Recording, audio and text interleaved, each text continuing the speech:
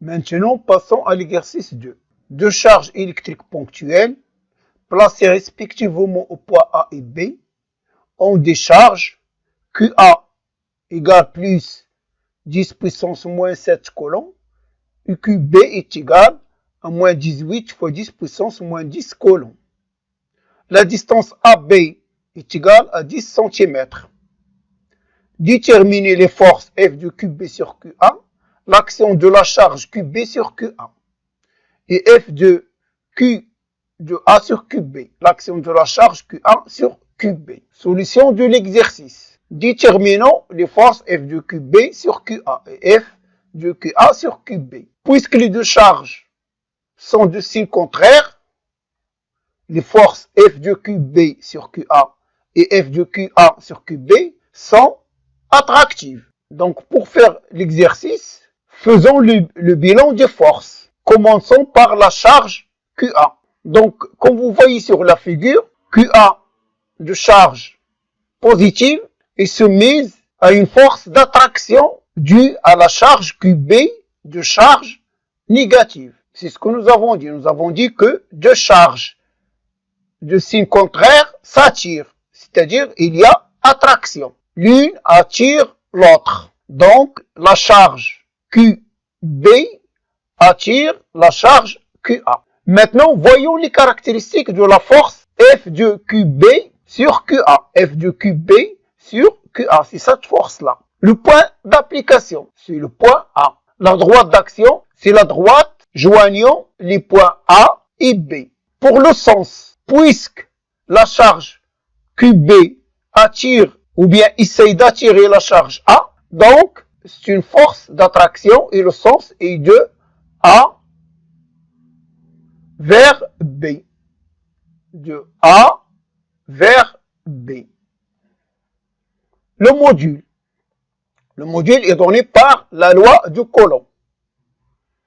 Donc c'est égal à K fois la valeur absolue de QA fois QB, le tout divisé par la distance entre les deux charges A et B, c'est la distance AB, c'est la distance R au carré.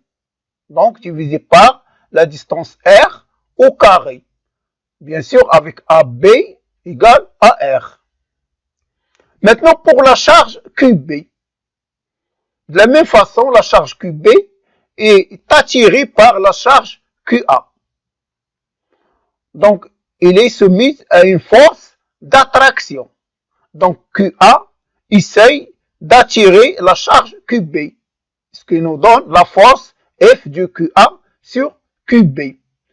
Donc, le point d'application de cette force, le point d'application, c'est le point B. La droite d'action de cette force. La droite d'action, c'est la droite AB. Le sens, puisque B est attiré par A, donc le sens est de B vers A. Le module, ou bien la valeur de la force F de QA sur QB, et d'après la loi de Coulomb est égal à K fois la valeur absolue de QA fois QB, le tout divisé par la distance R au carré. Bien sûr, avec AB est égal à R. Passons maintenant à l'application numérique. Donc, nous avons dit d'après la loi de Coulomb, les deux forces sont égales, il y a équilibre. Je vous rappelle toujours que les charges sont en état d'équilibre, c'est-à-dire qu'ils sont statiques, ils ne bougent pas. Donc, il y a équilibre. Donc, F de QB sur QA est égal à F de QA sur QB est égal à 9 fois 10 puissance 9, la valeur absolue de plus 10 puissance moins 7, fois moins 18 fois 10 puissance moins 10, divisé par le rayon au carré. Le rayon est égal à 10 cm, on doit le convertir en mètres. Donc 10 cm, c'est égal à 10 fois 10 puissance moins 2. Au carré, ça donne 100 fois 10 puissance moins 4. Donc, tout calcul fait, F égale à 162 micronewtons.